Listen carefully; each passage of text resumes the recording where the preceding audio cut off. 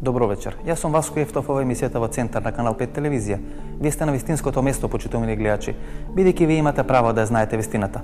Во наредните 50 минути во разговорите со нашите 4 соговорници ќе треба да одговориме на 3 прашања. Прво, дали СДСМ изгледа посилен после овие 2 брзи конгреси што ги направи Бранко Црвенковски, како второ, дали СДСМ може да се спротивстави на власта и дали ќе има предвремени можни избори во Република Македонија.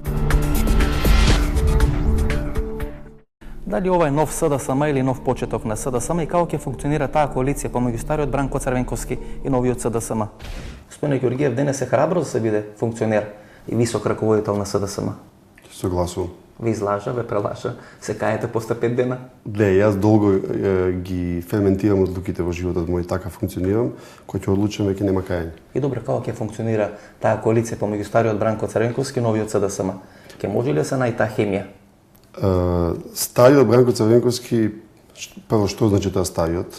Што е 20 години во политика, например? Добро, таа функционира, можеме да кажем, во првите искуства се одлични и претходните преговори што ги правиме со председател Црвенковски, на сите ниво, на целиот цел го зборам, бидејќи вие видовте каков е тој драматичен рез што го направи Црвенковски. Да го цитирам Емилијан Станковиќ, да не ви е меден месец само сега. Не, нашиот меден месец исто така завршува. Нашиот меден месец на психологија на партија која што изгубила на неколку последни избори, значи која што веќе, да не кажам дека развива психологија на губитник, дека не може да се победи противник. Да, завршена и ние почнуваме со полн ентузијазам и со полна пара. Вие се радувавте, односно партијата се радуваше со успешното второ место. Па дури излезе ВМРО ДПМН да се шали со вас дека се задоволни што сте убедливо втори. Да, оваа партија веќе никош нема да се радува со успешното второ место, таа секогаш од сега се радува на успешното прво место. И добро, господин Ѓоргиев, она стисната тупаница, што би требало да символизира? Да го храбри раководството или да го храбри членството? Да го храбри раководството, да го храбри членството, да ги храбри граѓаните, неопределените гласачи и сите оние заспани, јас ги нарекувам интелектуалци и свесни граѓани кои што знаат во каква драматична ситуација се наоѓа државава, да повлечат нога, што се вели. Добро, значи освен дека е символ на социјалдемократијата во Европа, розата и тупаницата во разни форми се јавуваат, таа стисната тупаница последен пат, ако ги трнеме овие, да речеме, не знам, Молдавија, Грузија и така натаму, се виде во Србија. Чеда Јовановиќ, Иво Андрич, значи варијантата на отпор.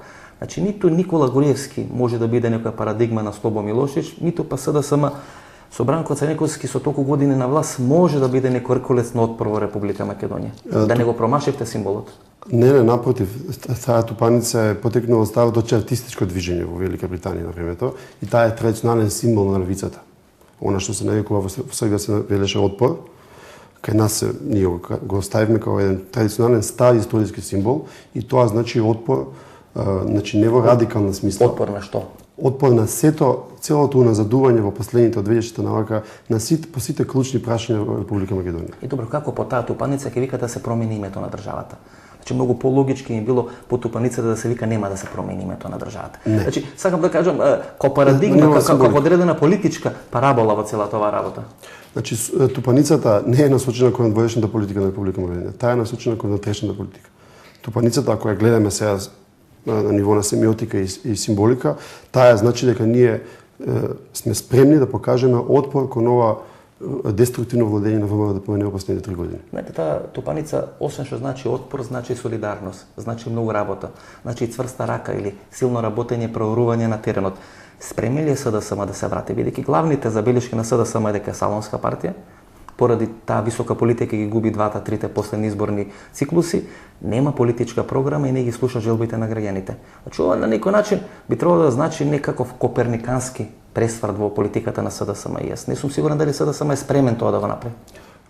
Видете легитимацијата што го даде 9-тиот конгрес на председател Црвенковски, кој што се потврди на 10-тиот конгрес. Новото големо изненадување со многу нови лица во СДСМ, кооперативност и нашето цело вложување во однос на пратеничката група, каде што има и стари кадри, условно кажано стари кадри, се разбира многу корисни, покажува дека ние влегуваме со полен ентузијазам. Тоа не значи еуфорија. Значи ние не влегуваме со еуфорично дека сега направивме нова СДСМ и дека веднаш ќе покажеме и мет и млеко ќе цветат државата. дали овој нов состав на СДСМ и гарантира на македонската опозиција победа на следните избори и всушност какви се шансите СДСМ како предводник на таа опозициона коалиција да го порази Никола Груевски на изборите 2010-2012 година? Соне Бучковски, дали ова нов СДСМ или нов почеток на СДСМ? Обично, не знам, 91 па 97 година и сега некаде 2009 година има такви драматично освежување на СДСМ. Па последното драматично освежување што јас го паметам беше во 97-та, каде што од тоа проширување или кооптирање на нови членови до денеска во политиката останавме јас, Радмила Шекеринска, Јани Макрадули, Игор Ивановски, Наташа Савова. Другите во изминатите 10-12 години. Беше Трајчо Мокетов тогаш. Да, Трајчо Мокетов. Член на ЦЕО беше кооптиран и така, значи еден силен состав. Значи, сметам дека ова е повторно еден обид со нови сили да биде нов почеток. Инаку СДСМ, заради старо новиот лидер, перцепцијата кај јавноста нема да биде новиот СДСМ. Очекувавте вака длабоко сечење, длабок рез во редовите на СДСМ? Па беше нужно ова да се направи. Сега СДСМ на некој начин се обидува да делува помалку ВМРО-вски. Имам чувство дека моделот на делување на ВМРО, нови лица, не знам, ВМРО смени бојата, СДСМ смени знакот. Начинот на кој Црвенковски енергично брзо ги завршува, не знам, централните одбори, председателство и така нато, че СДСМ ко да има на некој начин комплекс од ВМРО. Последните 3 изборни циклуси и губи и сега се обидува ВМРО да го порази на некој ВМРО-вски начин.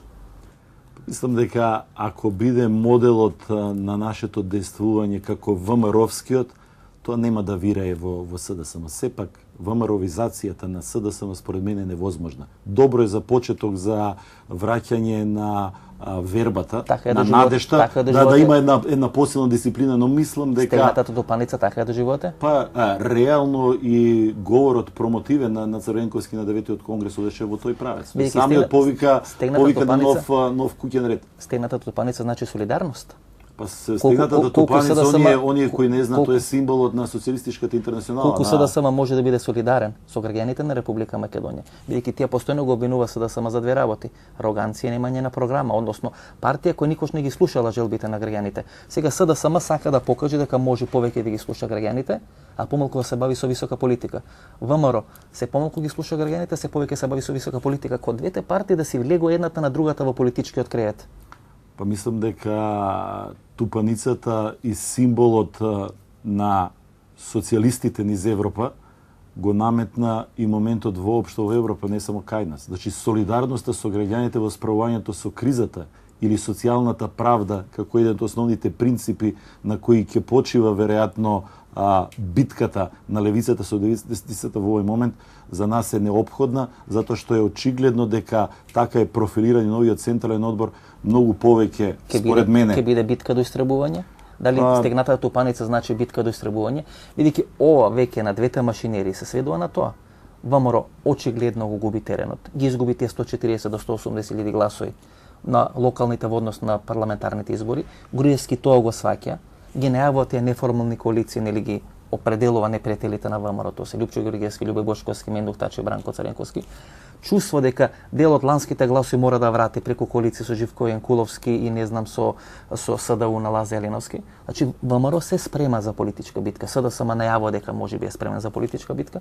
Па звучи прегрубо, но битката што е наметна ВМРО ДПМН не наликува само на политичка битка. Ова реална е битка до истребување. И тупаницата како символ на отпорот веројатно во ова време ќе делува мотивирачки за СДСМ, но и за опозициониот фронт кој очекува јавноста да биде формиран.